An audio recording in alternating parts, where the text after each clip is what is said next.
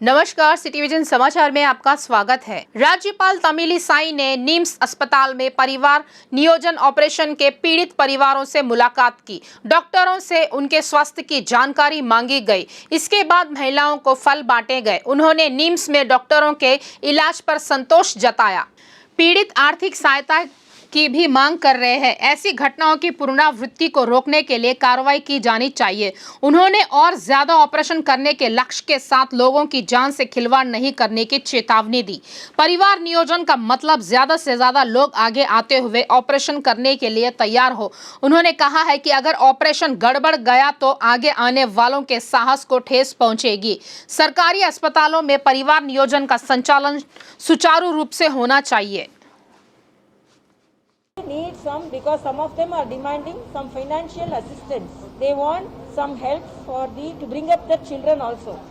This is the appeal from them, and I will also inform the government because the people are asking that, and within my limits, what all the help I could do, I will do for these patients. And my request is such incidences should not be repeated. Single day, more targets. I don't know what is the problem, and the inquiry yet to be submitted. I am really not only as a governor, as a doctor also I am concerned, because the family planning with great efforts we have motivated the women towards the family planning surgeries, and this visit was just to give moral support to them. And my request is everyone should be confident, and they are very confident about the doctor's treatment here.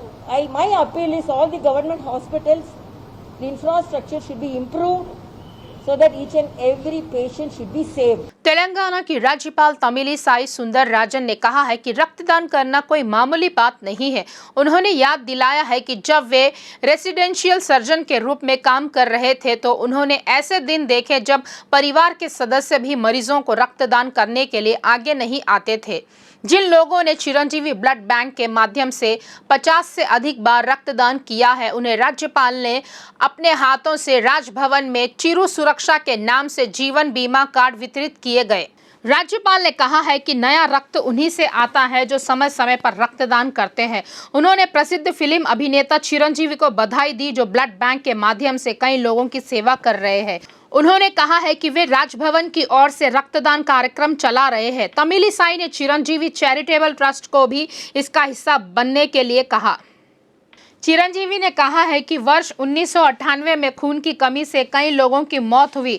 उन घटनाओं ने उन्हें बहुत आहत कर दिया। चिरंजीवी ने कहा है कि उनके प्रशंसक हैं जो उनके लिए कुछ भी कर सकते हैं। हमने 4 लोगों को लाभ पहुंचाने के लिए उनके प्यार को बदलने के इरादे से चिरंजीवी ब्लड बैंक की शुरुआत की है। कहा जाता है कि 2 से 3 हजार लोग अक्सर रक्तदान करते हैं। उन्होंने कहा है कि ऐसे लोगों को किसी प्रकार की सुरक्षा प्रदान करने की मंशा से यह कार्यक्रम चिरू सुरक्षा के नाम से शुरू किया गया है। उन्होंने कहा है कि तेलुगु राज्यों में रक्त की अनुपलब्धता की समस्या अब बहुत कम है। इस मौके पर चिरंजीवी ने रक्तदाताओं का धन्यवाद किया। I've been spending on this, and very recently the amount of service what we've been doing, it was spread a lot, and then donors, now they themselves coming and forward, and now they're extending their hands in support of our blood bank. I'm so very happy, and అలాంటి దాతలందరూ కూడా ఈ సందర్భంగా నేను ధన్యవాదాలు తెలియజేసుకుంటున్నాను. And ఇక్కడున్న వీళ్ళందరూ కూడా హార్డ్ కోర్ ఫ్యాన్స్ మేడం ఎన్నో సంవత్సరాలుగా. खैरताबाद में विराजमान श्री पंचमुखी लक्ष्मी महागणपति की पूजा 5वें दिन भी जारी है। भक्तों को गणपति यज्ञ, अर्चना और आरती के बाद सुबह 6 बजे दर्शन करने की अनुमति है। खैरताबाद के इतिहास में पहली बार मिट्टी की मूर्ति स्थापित की गई है, इसीलिए भारी संख्या में भक्तों का हुजूम उमड़ रहा है। कल की तुलना में आज रविवार होने के कारण श्रद्धालुओं की भीड़ और बढ़ने की संभावना है। खैरताबाद में श्री गणेश के दर्शन के लिए श्रद्धालु उमड़ रहे हैं। परिवार के हजारों श्रद्धालुओं की कतार लग रही है। घंटों लाइन में लगकर दर्शन के लिए इंतजार कर रहे हैं। वीआईपी के न आने के दौरान आम श्रद्धालुओं को वीआईपी कतार में मौका दिया जा रहा है। किसी भी तरह की अप्रिय घटना से बचने के लिए पुलिस की ओर से भारी सुरक्षा व्यवस्था की गई है। खैरताबाद के आसपास के इलाकों में अक्सर किलोमीटर तक ट्रैफिक जाम हो रहा है। हालांकि पुलिस हमेशा सतर्क रह रही है और ट्रैफिक को सुचारू कर रही है, फिर भी ट्रैफिक में कोई कमी नहीं आ रही है। राम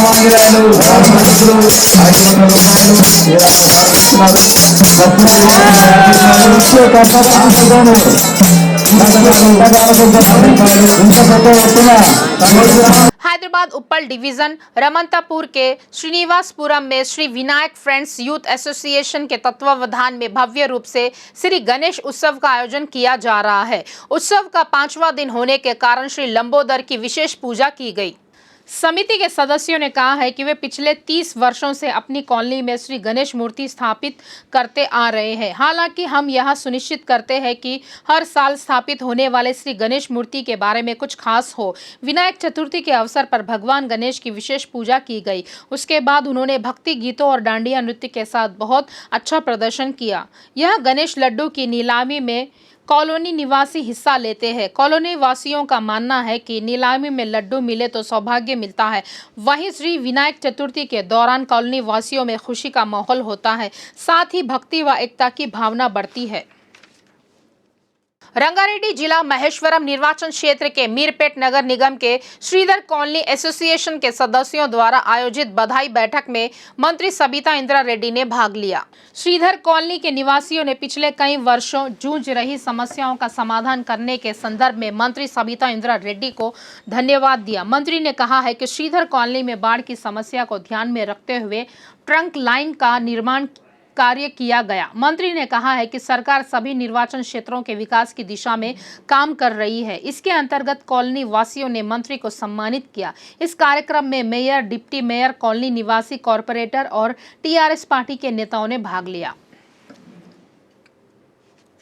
लोकगीत गायक गदर ने बीजेपी तेलंगाना प्रदेश अध्यक्ष बंडी संजय से मुलाकात की। गदर नई दिल्ली में बन रहे नए संसद भवन का नाम अंबेडकर के नाम पर रखने की मांग कर रहे हैं। उन्होंने बंडी संजय से इस मुद्दे को संसद में उठाने को भी कहा है। प्रजा संग्राम यात्रा के अंतर्गत तुक्कोगुड़ा में बीजेपी की समापन सभा के दौरान लोकगीत गायक गदर ने केंद्रीय मंत्री अमित शाह से मुलाकात की। इस समय उन्होंने केंद्रीय मंत्री को ज्ञापन सौंपा। इस साल 3 जून को हुई बीजेपी की विजय संकल्प सभा में गदर ने भाग लिया था। हैदराबाद में हुई बीजेपी की राष्ट्रीय कार्यकारिणी की बैठक आयोजित की गई। राष्ट्रीय कार्यकारिणी समिति की बैठक की समाप्ति के उपलक्ष्य में हैदराबाद में विजय संकल्प सभा का आयोजन किया गया। टीपीसीसी प्रमुख रेवंत रेड्डी ने ट्वीट कर कहा है कि शिक्षा की मां मौत के साए में है। उन्होंने निशाना साधते हुए कहा है कि 62 IIID में शिक्षा प्राप्त करने वाले छात्रों की स्थिति पर सरकार ध्यान नहीं दे रही है। चावल में कीड़े, किचन में नहाना, हर कदम पर पाबंदी। रेवंत रेड्डी ने ट्वीट किया कि चुनौतीपूर्ण समस्याएं हैं। उन्होंने आलोचना की है कि सरकार शिक्षा की हत्या कर रही है। अगर गरीब बच्चे पढ़ते हैं तो क्या केसीआर सहयोग नहीं दे सकते? यह उन्होंने ट्वीट में पूछा। यादगिरी गुट्टा श्री लक्ष्मी नरसिम्हा स्वामी मंदिर में भक्तों की संख्या में भारी वृद्धि देखी गई है। वीकेंड होने के कारण स्वामी के दर्शन हेतु भक्तों की भीड़ उमड़ रही है। स्वामी के दर्शन करने बड़ी संख्या में भक्त सुबह सुबह मंदिर आए। मंदिर के आसपास भक्तों की भीड़ लगी रही। श्री लक्ष्मी नरसिम्हा स्वामी के दर्शन में 2 घंटे का समय लग रहा है और विशेष दर्शन में 1 घंटा लग रहा है। भक्तों को प्रसाद काउंटर और स्वामी के दर्शन की कतारों में किसी तरह की परेशानी ना हो, इसके लिए मंदिर प्रशासन ने विशेष व्यवस्था की। हैदराबाद मेट्रो रेल धीरे धीरे आर्थिक तंगी से बाहर आ रही है। ऋण पर ब्याज का बोझ काफी कम हुआ है और यात्री किराए के रूप में आय में वृद्धि हुई है। ब्याज का बोझ 2.5% कम किया गया है। नतीजतन ब्याज भुगतान का बोझ सालाना लगभग 4 से 500 करोड़ रुपए कम हो गया है। तेलंगाना सरकार के साथ L&T हैदराबाद मेट्रो समझौता हैदराबाद में अपने फंड से मेट्रो ट्रेन रूट बनाने और इसे 45 सालों तक चलाने के लिए है। इस हद तक 69.2 किलोमीटर पूरा कर लिया है। यह परियोजना सार्वजनिक और निजी भागीदारी के साथ 12,132 करोड़ की अनुमति लागत से शुरू की गई थी। इसमें से 12,000 करोड़ तक केंद्र द्वारा समायोजन लागत के अंतर्गत प्रदान किया गया है, जबकि शेष राशि L&T मेट्रो द्वारा बैंकों से ऋण और इक्विटी के माध्यम से जुटाई गई है। इसने शुरुआत में बैंकों के एक संघ से 11,478 करोड़ रुपए का कर्ज लिया, उच्च ब्याज दरों पर भुगतान किया। इसने मेट्रो के संबंध में मॉल और कार्यालयों के निर्माण के लिए अधिक ऋण लिया।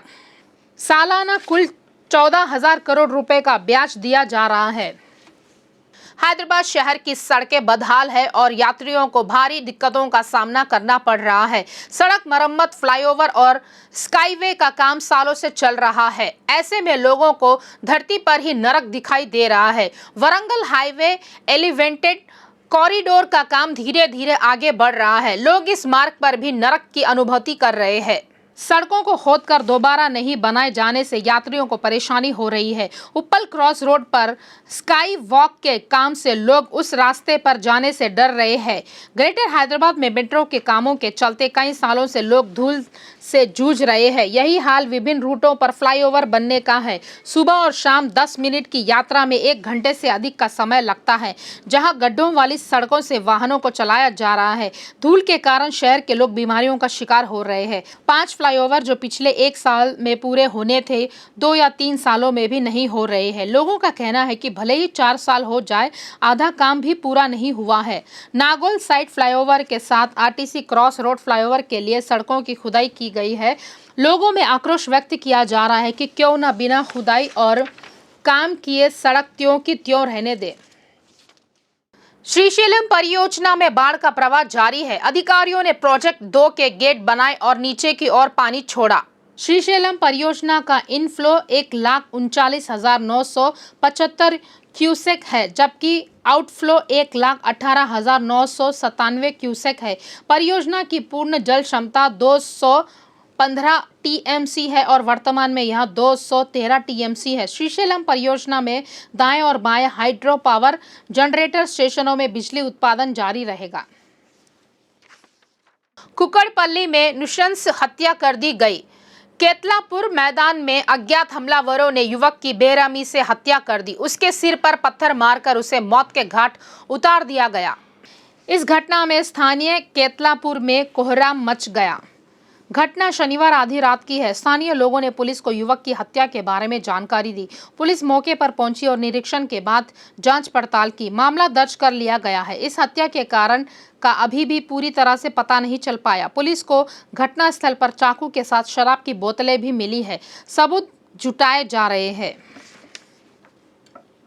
देश में कोरोना का संक्रमण पूरी तरह से नियंत्रण में है। वर्षों से दैनिक मामले 10,000 से कम है। केंद्रीय स्वास्थ्य विभाग ने घोषणा की है कि पिछले 24 घंटों में 3,20,820 लोगों का कोरोना टेस्ट किया गया और 6,809 नए पॉजिटिव मामले सामने आए। फिलहाल देश में सिर्फ 55,114 एक्टिव केस है। इससे पता चलता है कि दैनिक सकारात्मक दर घटकर 2.12% हो गई है। सक्रिय दर 0.12% दर्ज की गई है। पिछले 24 घंटे में 8,414 लोग कोरोना से ठीक हुए हैं। देश में अब तक 4.38 करोड़ लोग इस वायरस से उबर चुके हैं। ठीक होने की दर बढ़कर 98.69% हो गई है। केंद्रीय स्वास्थ्य विभाग के मुताबिक टीकाकरण के जरिए अब तक देश भर में 213 करोड़ डोज दिए जा चुके हैं। खुलासा हुआ है कि कल एक दिन में 19,35,814 लोगों को टीका लगाया गया है। ब्रह्मास्त्र की प्रमोशन इमेज पहले ही रिलीज हो चुकी है। इस प्रमोशन ने फिल्म की उम्मीदों को बढ़ा दिया है। पोस्टर, गाने और हाल ही में रिलीज हुए ट्रेलर ने दर्शकों के बीच दिलचस्पी जगाई है। अब प्री रिलीज प्रोमो लिस्ट में शामिल होने वाला है। रिलीज का समय नजदीक आने के साथ निर्देशक राजमौली ने सोशल मीडिया पर अपने प्रशंसकों के साथ वीडियो साझा किया।